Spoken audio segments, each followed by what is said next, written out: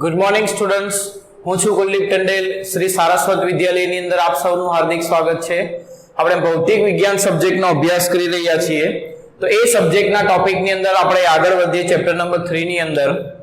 તો chapter number 3 ની અંદર લાસ્ટ ટાઈમ આપણે વીટી આલેખ અને પ્રવેગની ચર્ચા કરી હતી અને ત્યારે મેં સમજાવ્યું હતું કે જો પ્રવેગ ગતિ દરમિયાન અચળ રહેતો હોય, એટલે કે વેગમાં પ્રતિ સેકન્ડમાં થતો વધારો કે ઘટાડો સરખો જ રહે, તો તેને કહેવાય નિયમિત પ્રવેગી ગતિ. બરાબર. અને બીજી વસ્તુ એ ધ્યાનમાં રાખવાની કે નિયમિત પ્રવેગી ગતિ હોય, પ્રવેગ અચળ હોય, તો વીટી આલેખ કેવો મળે? સીધી રેખા મળે, કારણ કે સીધી રેખાનો ઢાળ એ અચળ હોય અને વીટી આલેખના ઢાળ ઉપરથી આપણને પ્રવેગ મળતો હોય. બીજી એક વાત, જ્યારે પણ નિયમિત પ્રવેગી ગતિ હોય, નિયમિત શબ્દ આવે એટલે સમજવાનો સરેરાશ અને તત્કાલીન બંને વસ્તુ સરખી જશે. એટલે જો નિયમિત ગતિ હોય તો સરેરાશ વેગ અને તત્કાલીન વેગ તમને સરખો જ મળે, અને નિયમિત પ્રવેગી ગતિની અંદર સરેરાશ પ્રવેગ અને તત્કાલીન પ્રવેગ તમને કેવા મળે? સરખા જ મળે. કારણ કે નિયમિત પ્રવેગ એટલે પ્રવેગ બદલાતો જ નથી, તો સરેરાશ કિંમત પણ એ જ મળશે જે સરેરાશ હશે એ જ. એટલે સરેરાશ કિંમત જે પ્રવેગ હશે એ જ મળશે, એટલે તત્કાલીન અને સરેરાશની કિંમત સરખી જ મળશે. આ વસ્તુ ખાસ ધ્યાનમાં રાખવાની. એટલે જ્યારે પણ નિયમિત પ્રવેગી ગતિ હોય, નિયમિત પ્રવેગી ગતિની અંદર નિયમિત પ્રવેગી ગતિમાં સરેરાશ પ્રવેગ અને તત્કાલીન પ્રવેગ બંને સરખા જ મળે, કારણ કે પ્રવેગ બદલાતો જ નથી. અને એનો જે વીટી આલેખનો ઢાળ, વીટી આલેખ છે એ કેવો મળે? સીધી રેખા મળે, સુરેખા મળે. બરાબર. આ બે કન્સેપ્ટ છે. હવે જ્યારે આપણે દાખલા ગણશું અને એ દાખલાની અંદર પ્રવેગ એ અચળ રહેતો હશે, તો આપણે અમુક સમીકરણોનો ઉપયોગ કરીશું. એને કહેવાય નિયમિત પ્રવેગી ગતિ માટે શુદ્ધ ગતિશાસ્ત્રના અથવા તો શુદ્ધ ગતિ વિજ્ઞાનના સમીકરણો. તો એ સમીકરણો હવે આપણે તારવવા જઈ રહ્યા છીએ. બરાબર. તો આટલી વસ્તુ તમારે નોંધી લેવી, જે ખાસ અગત્યની છે. બીજી એક વસ્તુ, જ્યારે પ્રવેગ નિયમિત હોય, અચળ રહેતો હોય, બદલાતો ન હોય, ત્યારે આપણે મોટે ભાગે મેં તમને એવું શીખવ્યું હતું કે સરેરાશ પ્રવેગ એટલે સરેરાશ વેગ એટલે બધા વેગનો સરેરાશ છે એવું નથી, પણ જ્યારે પ્રવેગ અચળ રહેતો હોય ત્યારે તમારો સરેરાશ વેગ એ આપેલા વેગના સરેરાશ જેટલો મળે. એટલે બે વેગનો સરવાળો ભાગ્યા 2, જ્યાં v0 ને આપણે કહેશું પ્રારંભિક વેગ અને v ને કહેશું અંતિમ વેગ. એટલે ધારો કે શરૂઆતમાં તમારો વેગ અલગ હતો, અંતિમ વેગ અલગ છે, વેગ બદલાય છે, તો સરેરાશ વેગમાં તમને મેં એવું શીખવ્યું હતું કે આ બધા વેગનો સરેરાશ લેવાનો એવું નથી, પરંતુ જ્યારે અચળ પ્રવેગી ગતિ આવશે ત્યારે તમારે સરેરાશ વેગ તરીકે આ બે પ્રારંભિક અને અંતિમ વેગના સરેરાશ તરીકે તમે એને લઈ શકો. બરાબર. જવાબ એવો જ મળશે. આ છે પ્રારંભિક વેગ, આ છે અંતિમ વેગ, સરેરાશ એટલે બેનો સરવાળો ભાગ્યા 2. બરાબર. એટલે આટલા 3 મુદ્દા એ ખાસ ધ્યાનમાં રાખવાના. આ ક્યારે કરી શકો? સરેરાશ વેગ બરાબર 2 વેગનો સરેરાશ, જ્યારે અચળ પ્રવેગી ગતિ હોય, પ્રવેગ અચળ રહેતો હોય ત્યારે. બરાબર. તો એવા નિયમિત પ્રવેગી ગતિ કરતા પદાર્થ માટે શુદ્ધ ગતિ વિજ્ઞાનના સમીકરણો તારવીએ. આ સવાલ એવો છે, સમજો કે પરીક્ષામાં આ સવાલ ન હોય એવું પેપર જ બનતું નથી, એટલો અગત્યનો સવાલ છે. તો એને એટલું જ સિરિયસ થઈને તમારે સમજવું અને યાદ રાખવું. બરાબર. અને એની પ્રેક્ટિસ કરવી પરીક્ષા માટે.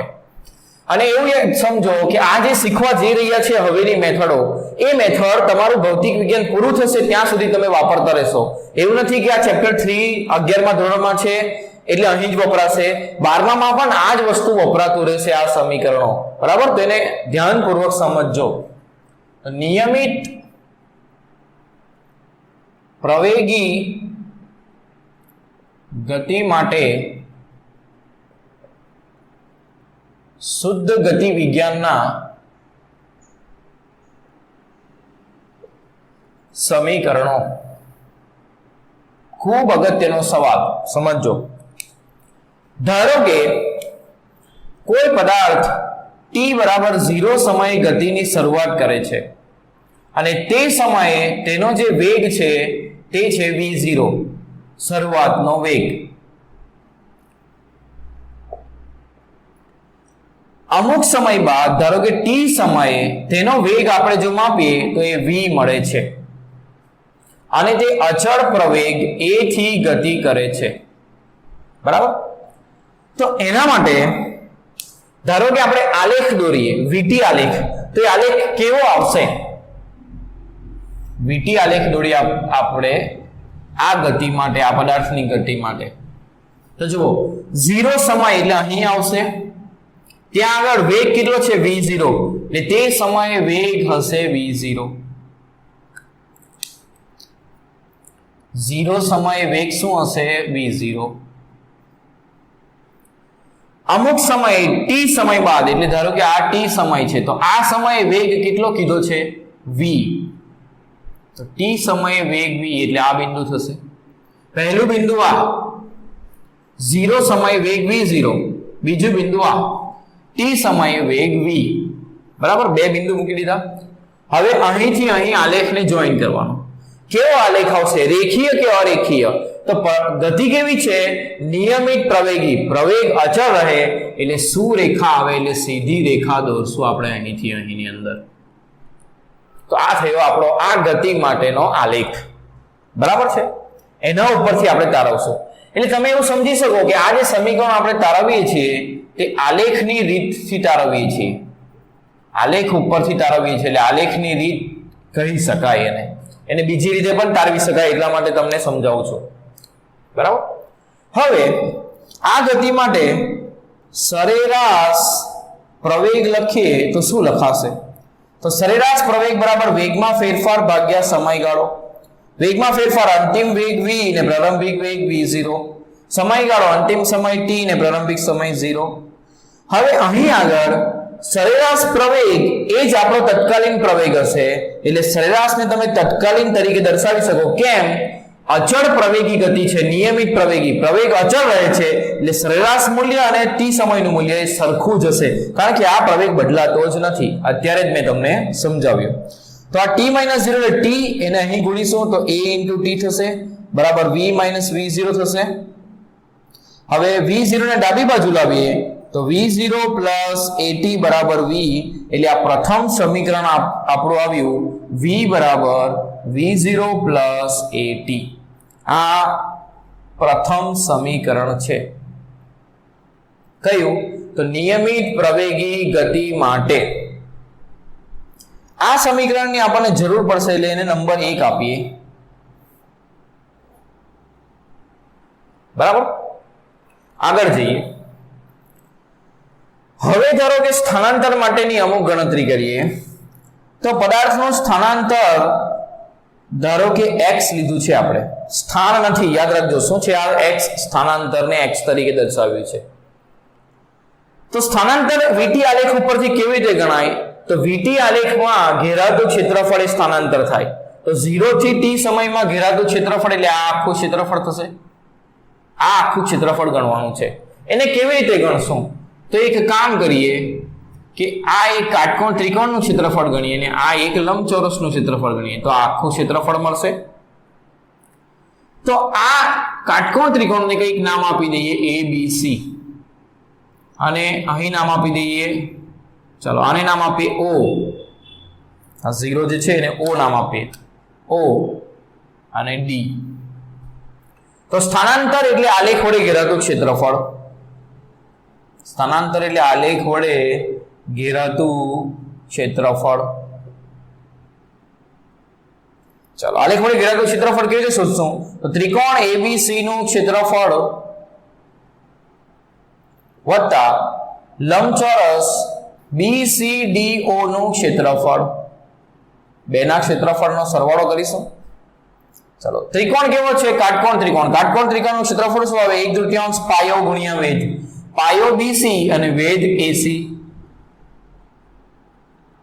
વત્તા લંબચોરસનું ક્ષેત્રફળ લંબાઈ ગુણ્યા પહોળાઈ એટલે BC ગુણ્યા CD.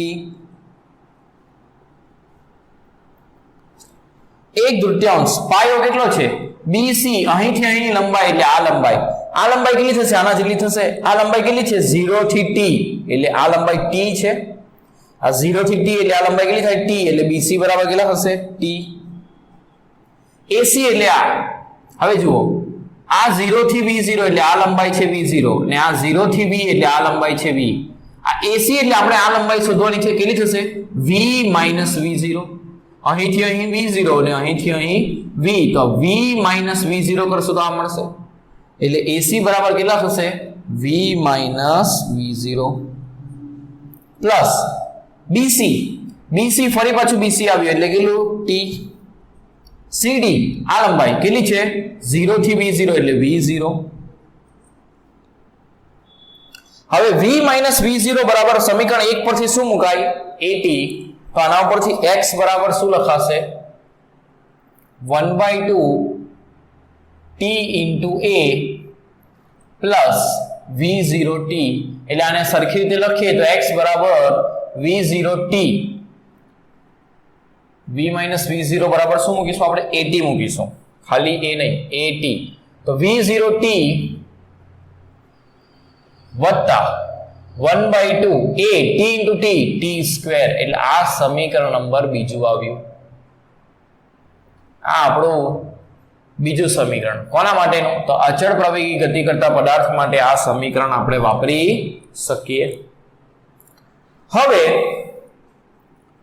સરેરાશ વેગ ધારો કે લખીએ પદાર્થનો, તો શું લખાય? તો અત્યારે મેં તમને કીધું અચળ પ્રવેગી ગતિ હોય તો સરેરાશ વેગ તમે પ્રારંભિક વેગ અને અંતિમ વેગના સરેરાશ તરીકે લખી શકો. બીજું સરેરાશ વેગનું સૂત્ર શું આવશે?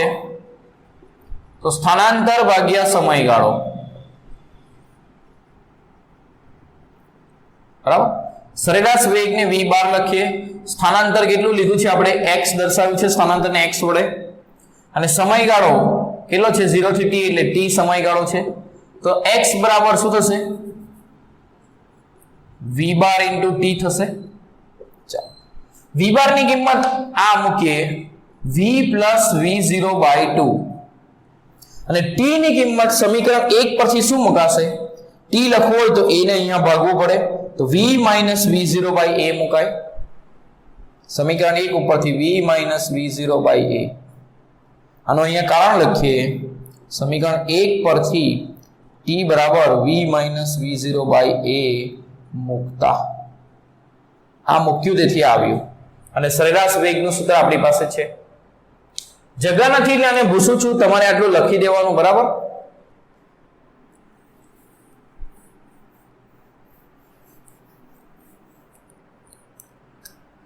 તો x બરાબર શું થશે?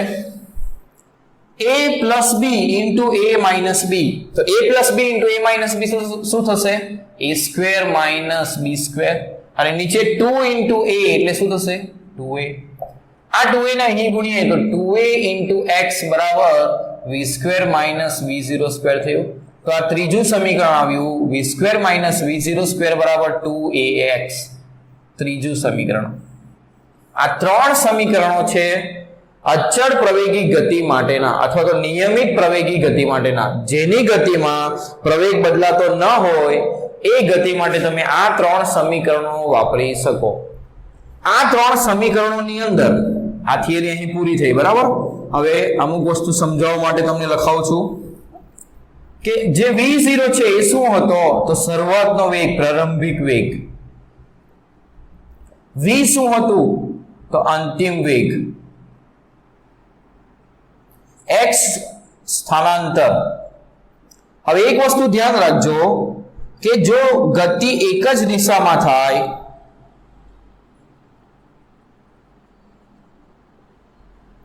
તો કાપેલું કુલ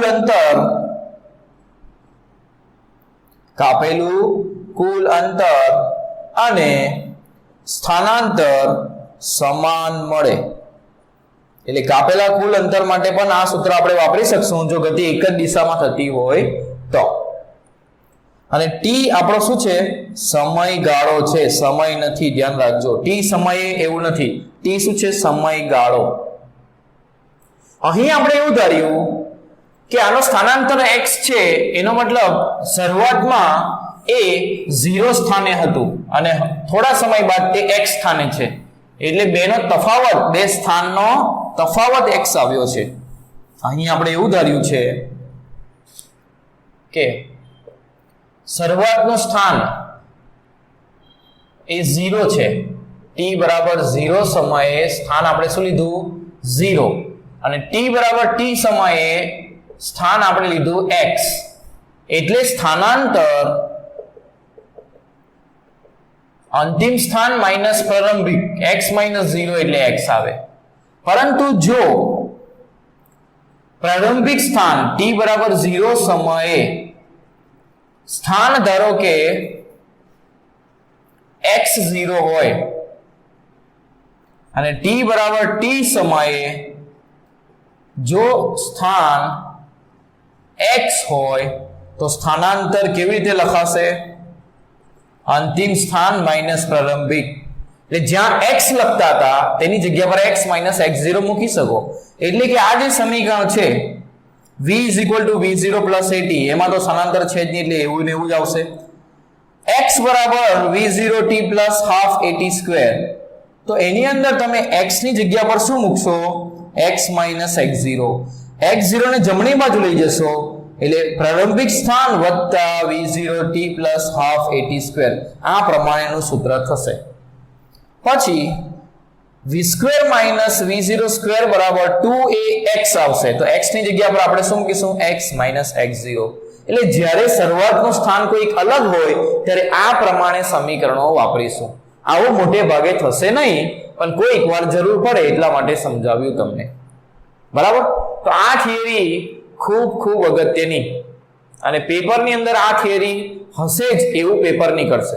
એટલે ગમે તે પેપર તમે લખશો તો એ થિયરી એટલી અગત્યની છે કે એક્ઝામિનર એ પૂછે જ એવું કરશે. બરાબર? એટલી અગત્યની એવું કહું છું. એવું નથી કહેતો કે તમારી એક્ઝામમાં હું પૂછીશ જ, પણ હું અગત્ય એટલી છે, એની અગત્યતા સમજાવવા માટે આવો શબ્દ વાપરું છું કે એના વગર પેપર બનતું નથી.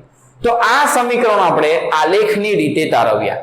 હવે બીજી રીતે પણ આ સમીકરણો તારવી શકાય, તે આપણને ઉદાહરણ તરીકે આપ્યું છે. તો આગળ છે ઉદાહરણ નંબર આપણું 3.3. કલનશાસ્ત્રની રીતનો ઉપયોગ કરીને નિયમિત પ્રવેગી ગતિના સમીકરણો મેળવો. તો આ જ સમીકરણો આપણે કલનશાસ્ત્ર એટલે કે સંકલનની રીતનો ઉપયોગ કરીને મેળવીશું.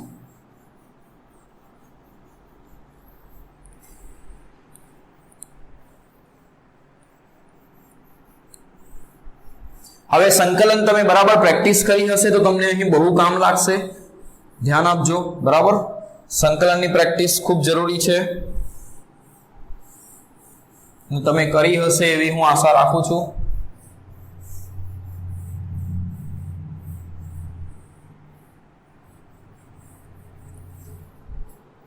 તો ઉદાહરણ નંબર 3.3 ની અંદર કલનશાસ્ત્રની રીતનો ઉપયોગ કરીને નિયમિત પ્રવેગી ગતિના સમીકરણો મેળવો એવું કીધું છે. તો કેવી રીતે મેળવવી? તો પ્રથમ પ્રવેગને વેગનો સમયની સાપેક્ષે વિકલન તરીકે લખાય. dt ને આપણે અહીં ગુણી દઈએ તો a dt બરાબર dv થશે. બંને બાજુ સંકલન કરીએ, સંકલન a dt બરાબર સંકલન dv થશે. હવે ધારો કે t બરાબર 0 સમયે વેગ છે v0 અને t બરાબર t સમયે વેગ છે v. આવું છે. dt બતાવે તમારે t ના વિધેયનું કરવાનું, બાકીનું વિધેય અચળ એટલે એ અચળ હશે, બહાર આવી જશે. અને અચળ પ્રવેગી ગતિના સમીકરણ તારવીએ છીએ એટલે એ તો અચળ છે એટલું અંદર જ સવાલની અંદર જ કીધું છે. તો dt નું સંકલન થશે. dt બતાવે t ના વિધેયનું સંકલન કરવાનું, લિમિટ t ની મૂકવાની. લિમિટ કેવી રીતે મુકાશે? તો સમય ક્યાંથી ક્યાં ગયો? 0 થી t એટલે નીચેની લિમિટ 0, ઉપરની limit t is equal to dv બતાવે તમારે v વાળા વિધેયનું કરવાનું અને લિમિટ પણ v ની મૂકવાની. તો 0 સમયે વેગ કેટલો છે? v0 એટલે 0 સમયે વેગ v0 અને t સમયે વેગ v એટલે t સમયે વેગ v. આ રીતે લિમિટ આવશે. સંકલન કરીએ તો dt 1 dt એટલે 1 નું સંકલન થાય t 0 થી t અને dv નું સંકલન થાય v 0 થી v. લિમિટ મૂકીએ તો પહેલા t ની જગ્યા ઉપર અપર લિમિટ મૂકશું એટલે t મૂકશું માઈનસ t ની જગ્યા ઉપર લોઅર લિમિટ એટલે 0 મૂકશું v ની જગ્યા ઉપર અપર લિમિટ એટલે v મૂકશું માઈનસ લોઅર લિમિટ એટલે v0 મૂકીશું તો આના ઉપરથી સમીકરણ આવ્યું at બરાબર v માઈનસ v0 એટલે તમે એવું લખી શકો v is equal to v0 plus at આ પ્રથમ સમીકરણ આવી ગયું બીજું સમીકરણ તાળવીએ તો તેના માટે શું કરીએ વેગ બરાબર અંતરનું સ્થાનનું સમયની સાપેક્ષે વિકલન કહેવાય dt ને અહીં ગુણીએ તો v dt થાય ઇઝ ઇક્વલ ટુ dx સંકલન કરીએ બંને બાજુ v dt બરાબર સંકલન dx હવે ધારો કે t બરાબર 0 સમયે સ્થાન લઈ લઈએ x0 અને t બરાબર t સમયે સ્થાન લઈ લઈએ x બરાબર x dt બતાવે t વાળા વિધેયનું કરવાનું અહીં v એ t નું વિધેય છે ક્યાંથી ખબર પડે તો સમીકરણ 1 ઉપરથી v બરાબર તમે શું મૂકી શકો v0 at અને dt બતાવે તમારે t વાળા વિધેયનું સંકલન કરવાનું અને લિમિટ પણ t ની મૂકવાની તો સમય ક્યાંથી ક્યાં થાય છે 0 થી t ઇઝ ઇક્વલ ટુ સંકલન dx બતાવે તમારે લિમિટ સ્થાનની મૂકવાની સ્થાન x0 થી x બને છે હવે સંકલનની અંદર બે વિધેય છે સરવાળાની અંદર તો બંને વિધેયનું એક પછી એક સંકલન થશે એટલે પ્રથમ શું થશે 0 થી t v0 નું સંકલન t ની સાપેક્ષમાં અને પછી 0 થી t at નું સંકલન t ની સાપેક્ષમાં બરાબર સંકલન dx એની લિમિટ x0 થી x dt બતાવે v0 dt વાળા વિધેયનું કરવાનું તો v0 અચળ 1 dt નું શું થશે t 0 થી t dt બતાવે t વાળા વિધેય કરવાનું a અચળ એટલે a બહાર આવી જશે t નો ઘાત 1 એટલે ઘાતમાં 1 નો વધારો કરીએ તો ઘાત 2 ભાગ્યા 2 થશે 0 થી t dx 1 dx નું થશે x અને લિમિટ x0 થી x v0 t ની જગ્યા ઉપર અપર લિમિટ મૂકશું એ t અને માઈનસ કરી લોઅર લિમિટ એટલે 0 વત્તા a t ની જગ્યા પર અપર લિમિટ એટલે t લોઅર લિમિટ એટલે 0 0 વર્ગ ભાગ્યા 2 એટલે 0 જ થશે જમણી બાજુ x ની જગ્યા પર અપર લિમિટ x અને માઈનસ કરીને lower limit x0 v0 into t શું થશે v0t plus 1/2 at square 1/2 at square બરાબર x માઈનસ x0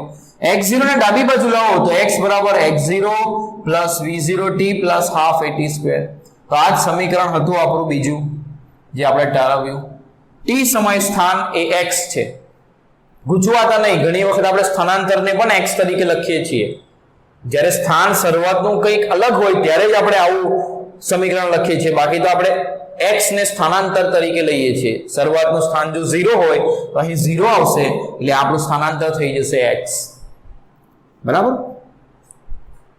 ત્રીજું સમીકરણ તારવીએ તેના માટે આને ભૂસી નાખું છું તમારે લખી દેવાનો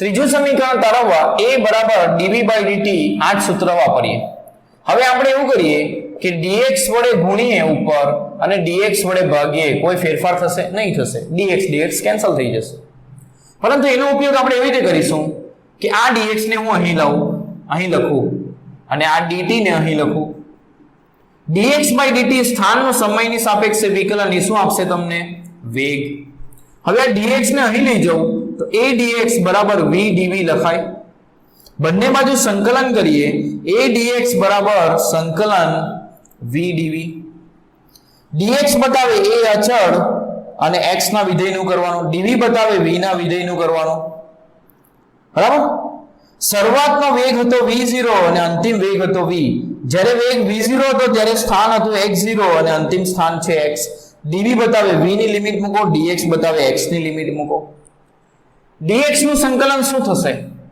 તો ફક્ત dx એટલે 1 dx નું સંકલન થાય x 1 dx નું સંકલન થશે x લિમિટ x0 થી x dv બતાવે v વાળા વિધેયનું કરવાનું v નો ઘાત 1 છે એટલે ઘાતમાં 1 નો વધારો કરીએ એટલે v²/2 અને લિમિટ મૂકશું v0 થી v. એ પહેલા અપર લિમિટ મૂકીએ x ની જગ્યા પર એટલે x, લોઅર લિમિટ મૂકીએ એટલે x0. પહેલા અપર લિમિટ મૂકીએ v ની જગ્યા પર એટલે v²/2 અને પછી લોઅર લિમિટ મૂકીએ એટલે -v0²/2. 2 ને લસા તરીકે લખીએ તો v² - v0²/2 તો અહીં ax - x0 થશે. 2 ને અહીં ગુણી દો 2ax - x0 બરાબર v² - v0². તો આના ઉપરથી સમીકરણ આવ્યું v² - v0² બરાબર 2ax - x0. તો આ થયું ત્રીજું સમીકરણ. તો આ રીતે કલન શાસ્ત્રની રીતનો ઉપયોગ કરીને એટલે સંકલનની રીતનો ઉપયોગ કરીને આપણે એ ત્રણ સમીકરણો નિયમિત પ્રવેગી ગતિ માટેના તારવ્યા. તો વિદ્યાર્થી મિત્રો આના ઉપરથી આપણે એક ખૂબ જ અગત્યની વાત તમને જણાવવા જઈ રહ્યો છું. જ્યારે પણ તમારો દાખલો આવશે આ ખૂબ અગત્યની નોંધ, અહીં બધા ગૂંચવાઈ જાય છે, યાદ રાખજો. જ્યારે પણ તમને દાખલો આપ્યો હશે એનો ઉકેલ લાવવાનો હશે, તમારે એને સોલ્વ કરવાનો હશે, તો બે પ્રકારના દાખલા તમારી પાસે હશે. એક દાખલા હશે નિયમિત ગતિ ઉપર. નિયમિત ગતિ કોને કહેવાય? તો જેની અંદર તમારો વેગ અચળ રહેતો હોય. અને જો વેગ અચળ રહેતો હોય તો તમે આ એક સામાન્ય સૂત્ર વાપરીને દાખલા ગણશો, વેગ બરાબર અંતર ભાગ્યા સમય. અને જ્યારે નિયમિત પ્રવેગી ગતિ આપી હોય, કઈ ગતિ? નિયમિત પ્રવેગી ગતિ, એ સમયે કોણ અચળ હશે? પ્રવેગ અચળ હશે. અને એવા દાખલાની અંદર તમારે નિયમિત પ્રવેગી ગતિના સમીકરણો વાપરવા.